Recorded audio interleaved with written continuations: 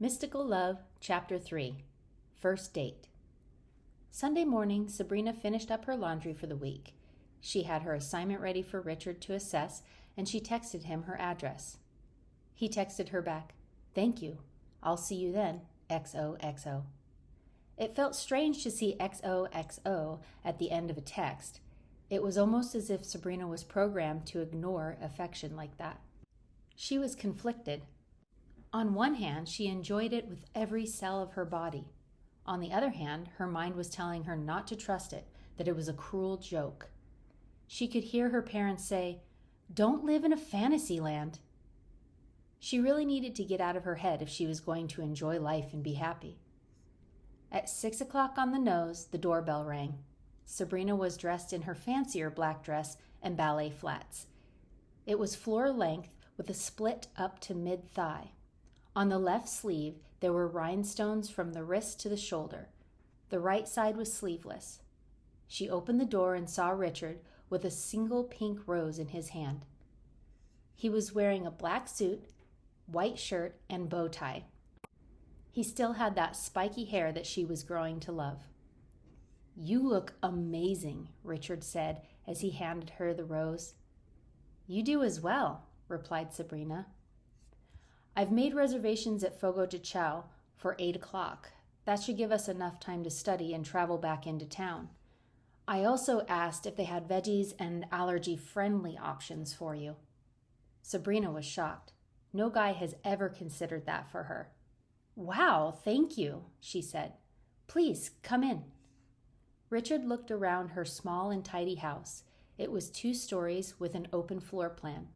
To the right of the stairs, there was a dining room with windows along one wall and a gigantic bookshelf, filled with books, on the opposite wall.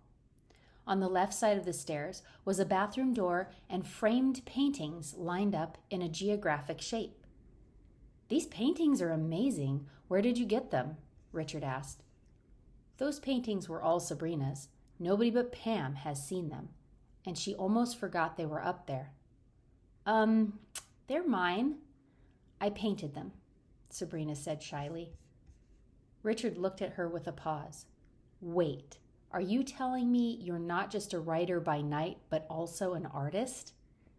I guess," Sabrina said, unsure. "What can't you do?" Richard boasted. Sabrina thought about it for a little while. "I can't play guitar." "I bet you could. I bet if I taught you a few things, you'd be a pro." Richard was getting a little smug at this point. It was kind of funny. To play along, Sabrina said, "Okay, you can teach me guitar if we can get this homework done on time for dinner." "Oh, you're on," Richard challenged. "Wait, I didn't think this through very well. Are we doing homework here?" "Yes," Sabrina answered. "I figured we would be comfortable at the dining room table. Then we can read, make notes, and share insights." After they got the basic work done, Sabrina and Richard left the house. In her driveway was a beautiful dark blue BMW. Richard opened the passenger door for her, and they took off towards Fogo de Chao. On the drive there, they were discussing what some of their favorite bands were and why. When they got to the restaurant, they ordered from the menu rather than opting for the buffet. "Would you like to go dancing after this?" Richard invited. "I would love to, but I have to work tomorrow. Can we do it another time?" "Sure. I can't wait to dance with you," Richard said. Sabrina thought that was an odd statement, and it showed on her face. Richard quickly followed up with, I love dancing, and I'm curious to see how our bodies move together." He was embarrassed by what he just said and took a drink. Sabrina's hazel eyes were examining him, wondering what to say. She felt a little uncomfortable. "Can you take me back to my house after this?" Sabrina asked. Richard thought, "I should have just kept my mouth shut. Why do I have to tell her what I'm thinking at every moment? Why does this woman pull secrets out of me like nothing?" They finished dinner and opted out of dessert. He paid the check and they left. The drive home was quiet, but not awkward. Sabrina was thinking about what Richard had let slip out of his mouth at the restaurant. It made her feel uncomfortable, yet oddly turned on. She couldn't deny that she was attracted to him and that she wanted to know what his body felt like too. When they pulled into the driveway, Sabrina turned to Richard and said, "Would you like to come in for a dance?" "Yes," Richard said, slightly shocked. He knew it was late for her and he didn't want to be the reason she was tired, but he couldn't resist the temptation to spend more time with her. Sabrina locked the door and led Richard to the back of the house, where she had her stereo system and a big open piece of floor. This used to be a breakfast nook, but she turned it into a place where she could dance and do yoga. She turned on Nothing Else Matters by Metallica. Richard put one arm around her back and held one of her hands in his other. Sabrina put her free hand on his shoulder. Dancing together felt as natural as breathing. During the guitar solo, Richard spun Sabrina around and brought her back. Then he tipped her backwards, fully supporting her, and brought his face close to her neck. His warm breath sent tingles down her spine. He brought her back up slowly, pulling her close to him. He whispered in her ear, "You smell amazing." Sabrina responded by pulling her body closer to his. "Thank you," she whispered back.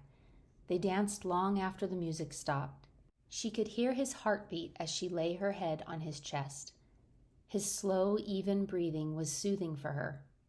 She suddenly realized the music stopped and pulled back.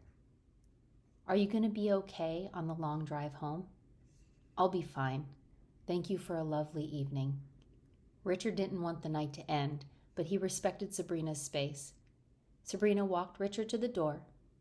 "Thanks for dinner and the dance." "My pleasure," Richard said. He leaned in and gently kissed her.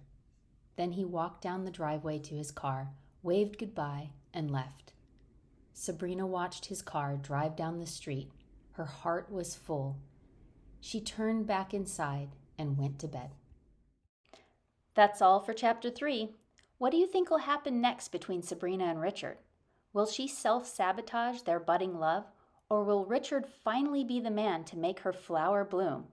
The next chapter unfolds entirely in your hands. Grab the book on Amazon, link in the comments, and write your own ending. Or keep following along for more teases as we delve deeper into their passionate story.